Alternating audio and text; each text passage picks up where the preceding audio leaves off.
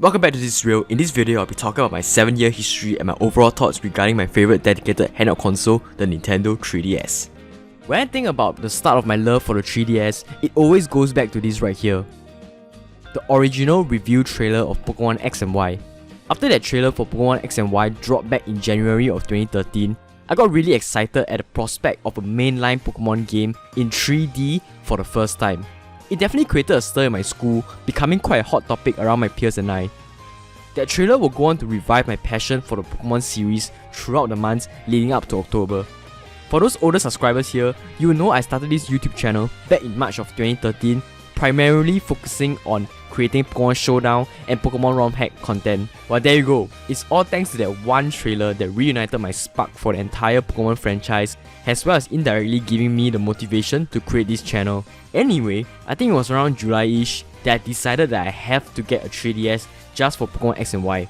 Especially since this will be the first time a mainline Pokemon game will be released worldwide at the exact same release date, which meant that we English players weren't going to be spoiled from any Japanese gameplay due to an earlier Japanese release date. So, determined to play the 6th generation of Pokemon on day 1, I started to save up small incremental pocket money here and there in order to scrape enough money to afford a 3DS. Guys, I was just 15 at that time. It was really hard for me to save up $220 worth of money. I was skipping breakfast and lunch almost every other day just to scrape up all the spare change I can get. When August 2013 came around, Nintendo actually announced a new cheaper system known as the 2DS, and I was thinking, man, should I change my purchase from a 3DS XL to a 2DS? In hindsight, I was glad I decided to stick with the 3DS XL, as the bigger screen, 3D functionality, and form factor were definitely worth the extra cash at that point. Anyway, just 2 days before Pokemon X and Y release date, my good friend Harry, who was an integral part of This Is Real early production, he and I travelled across the country together to go to a video game retailer just to buy our 3DS XLs. Finally doing what we had planned to do in school for so many months up to that point. I got the blue 3DS XL Mario Kart 7 bundle with an additional copy of Super Mario 3D Land, and that was the fateful day where my whole gaming outlook basically changed. Looking at the hardware, you can definitely see the design cue of Nintendo's very successful past handheld console, especially comparing to the Nintendo DS lines. The clamshell design is a personal favourite of mine, dating all the way back to when I was playing the Game Boy Advance SP. It is the perfect marriage of portability and hardiness. But personally, I've always been kind of put off by the fact that the old 3DS XL cannot close completely shut because of these buttons here. It's less of an issue with an extra case on top of it, like you see mine right here. Two very important and noticeable changes from the DS lines are the addition of an analog stick and having the top display be widescreen. These two changes definitely signal the change from the more 2D centric DS games to the more cinematic 3D experiences one can expect from a more powerful 3DS. However, the experiences of playing games on this hardware definitely is not ideal. I swear, when I was 15 or 17 years old, this console was not very comfortable at all. It often felt a little bit too big and heavy. I would often get hand cramps playing this console, and the D-pad positioning didn't really help. I remember playing 2D games such as Tetris DS, Castlevania, where they used a more downward angle D-pad, which doesn't feel good. My hands will feel completely numb after long play sessions.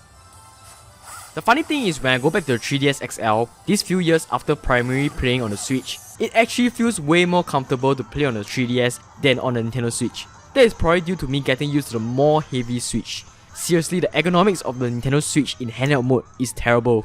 Hand cramps are a commonplace on the Switch. The main gimmick feature of the 3DS is its glasses-free 3D technology. When I first got my 3DS, I remember being genuinely enamored by its tech. Being able to see depth perception in games like Super Mario 3D Land, Mario Kart 7 without the use of 3D technology blew my 15-year-old mind out. After the initial days of feeling impressed, I generally use the 3D functionality periodically afterwards, as it drains the already mediocre battery life faster than normal. And not many titles really use the 3D function as a gameplay mechanic. It generally just makes the game feel more full and immersive. The only game I played with full 3D functionality from start to finish was Super Mario 3D Land.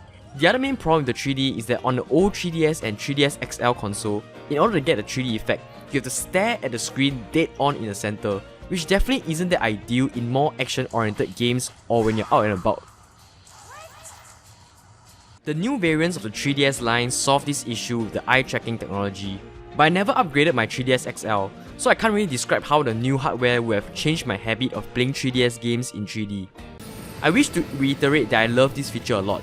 Playing games in 3D felt really good. Games like Majora's Mask 3D and Kid Icarus Uprising are definitely enhanced because of the 3D, which is the reason why I'm very sad to say that after many years and hours of misuse and abuse, my 3D slider is no longer working. It can no longer control the intensity of the 3D and is permanently stuck in 3D mode, which is the reason why I had to manually use parental control to turn off the 3D, which just sucks, cause I really do like the 3D effect, but I'm way too big of a coward to open up the 3DS to try to fix it myself. The other problem I have with the original old 3DS XL hardware are the speakers and headphone jack. The speakers are really just way too soft to be really usable in certain games, and I don't know why Nintendo decided to limit the headphone jack output as well, which just makes most games really too soft to enjoy. One recent example to showcase this point is Bravely Default. Despite it having one of the best soundtrack ever, the 3DS speaker and headphone jack doesn't do it justice at all. When I revisit the 3DS nowadays, I'm reminded of how much of the old features I miss when playing the Nintendo Switch. Conversely, there are some features I miss in the 3DS as well, mainly the ability to take screenshots and videos.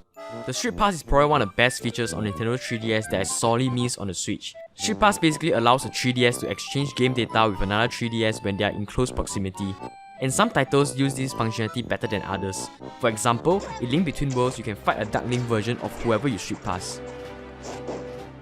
The main title that uses this feature as a core mechanic is the Street Pass Mii Plaza. In this title, you have many mini games that requires you to use passerby to progress through the game. For example, in Find Me, you can use passerbys as a party member to fight enemies in a lightweight RPG. Another example is Puzzle Sword, where you can take puzzle pieces from other Street Passer to try to ultimately solve a grand puzzle piece. It was so well implemented. This was the main reason why I almost always carried my 3DS everywhere I went from 2013 to 2016, just to try to get more Street Pass. I would always get excited when I see the bright green light pop. One of the key features I want to highlight is the Download Play feature. This feature allows other 3DSs to download a portion of the game to be able to play multiplayer games without actually owning the game. So for instance, if in your group of 8 friends, only one person owns Mario Kart 7, the rest of the 7 people can still play together as a whole. This was definitely a feature I take advantage of almost daily. I remember back in the heyday in my school, we had 5 players playing Mario Kart 7 together simultaneously. I understand that Switch games these days are bigger in terms of memory, which can make download play setup a bit long and not really practical, which may be the reason why it was not implemented in the Switch. And the Switch itself does come with local multiplayer packed in, so it's not something that is a complete deal breaker. The 3DS also included quite a bit of other quality of life software, such as the Activity Log, which details and tracks every single title you ever played on a console, with specific details such as playtime, dates, and whatnot. I don't care if it's a pretty nerdy thing to do, but I from time to time like to fire this up and just reminisce about my game library. I hope Nintendo patched in a software like this for the Switch, cause as of right now, we only get this vague 5-hour estimation thingy, which only goes up to 20 titles. Another software UI I would like to highlight is the Game Notes. Game Notes allow you to make quick notes whenever you want. Of course, these days we have our smartphones to do that for us, but it is still very convenient that I can easily just pull up this sub-menu to take down notes of the game I'm currently playing.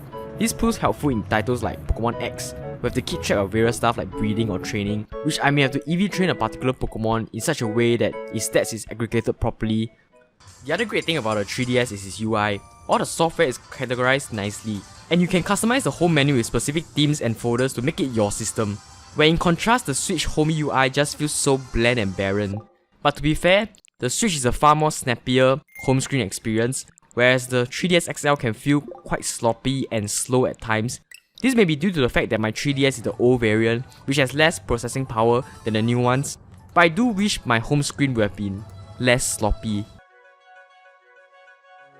Ultimately, what makes a game console legendary is its game library, and 3DS has one of the best game libraries in recent memory.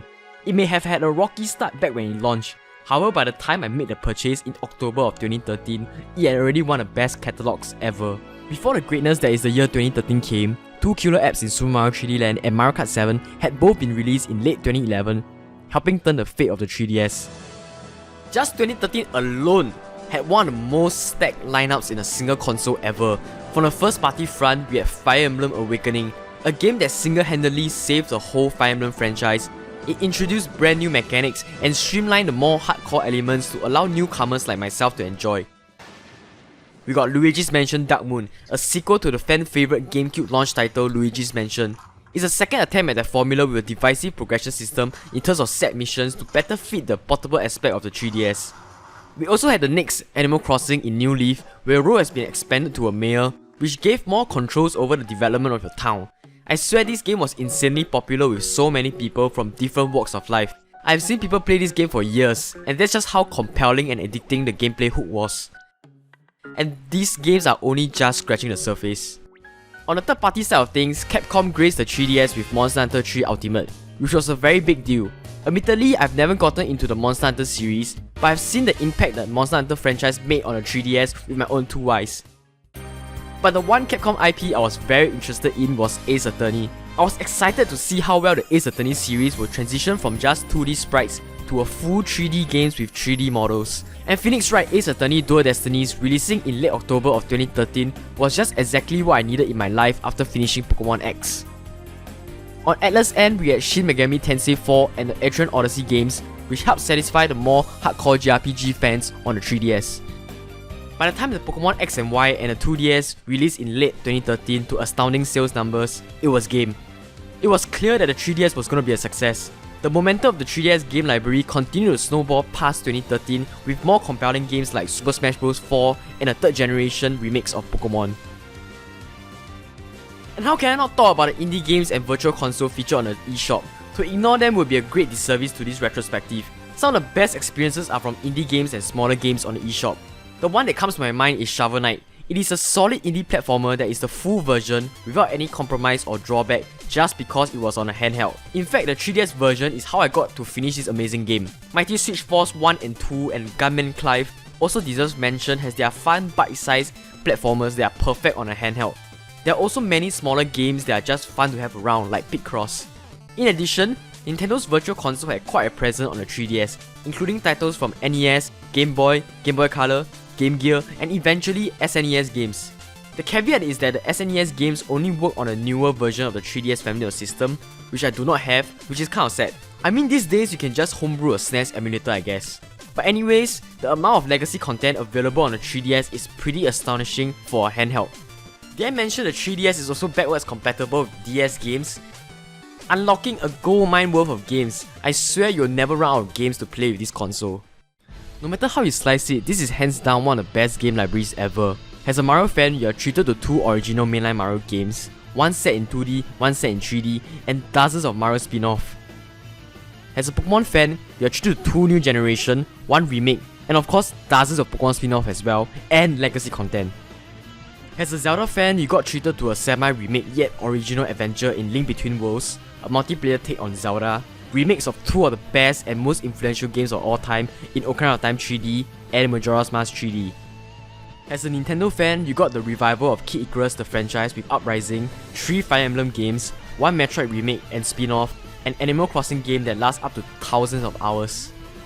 As a visual novel fan, you got to enjoy the newer sequels to franchises like Phoenix Wright Ace Attorney, Professor Layton, and Zero Escape. As a RPG/JRPG fan, you got treated to some of the best in class games in this genre: Bravely Default, Radiant Historia, Dragon Quest, Xenoblade Chronicles, Shin Megami Tensei, and many more. 3DS is an RPG machine.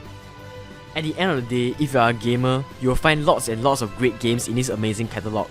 There are probably a lot of games I missed or forgot to mention, but you have to forgive me on this one. There are just way too many to mention in this one video, and I do not want to drag out this video any longer.